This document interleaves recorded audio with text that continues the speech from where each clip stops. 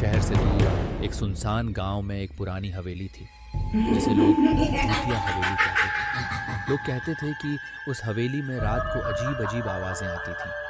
वहां जाने की हिम्मत कोई नहीं करता था। एक दिन 4 दोस्तों रोहित, विशाल, पायल और नेहा ने उस हवेली के रहस्य को सुलझाने का फैसला किया।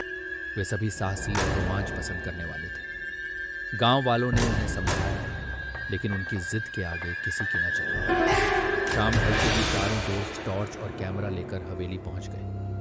हवेली के चारों ओर जंगली झाड़ियां और सूखे पेड़ खड़े थे, मानो वो भी वहां जाने से डर रहे हों। हवेली का दरवाजा जर्जर था और हर झोंके के साथ खड़खड़ाता था। अंदर घुसते ही चारों ने देखा कि हवेली के फर्श पर धूल की मोटी परत थी। दीवारों पर पुरानी तस्वीरें टंगी थीं, जिनमें से कुछ की आंखें घूरती हुई लगती थीं। एक कोने में लकड़ी का टूटा हुआ झूला झूल रहा था, जैसे किसी अदृश्य शक्ति से हिल रहा हो। पायल ने कहा, यहाँ बहुत अजीब माहौल है, हमें ज्यादा देर नहीं रुकना चाहिए। रोहित ने हंसते हुए जवाब दिया, अरे डरने की जरूरत नहीं है, ये सब बस पुरानी हवेली की बातें हैं। तभी अचानक एक कमरे से किसी के रोने की आवाज आई। नेहा कांपते हुए बोली, ये आवाज कहाँ से आई? विशाल ने टॉर्च जलाकर उस कमरे की ओर देखा।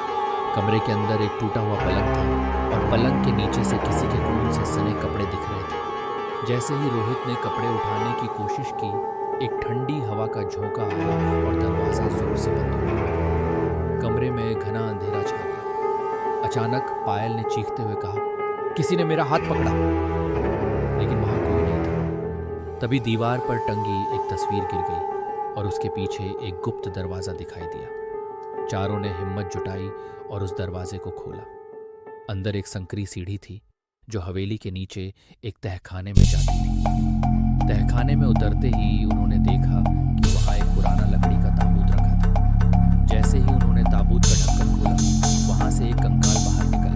कंकाल के साथ एक डायरी थी। डायरी में लिखा था कि ये हवेली किसी राजा की थी, जिसने लालच में आकर अपने परिवार को मार दिया। उसकी आत्मा हवेली में भटकती है।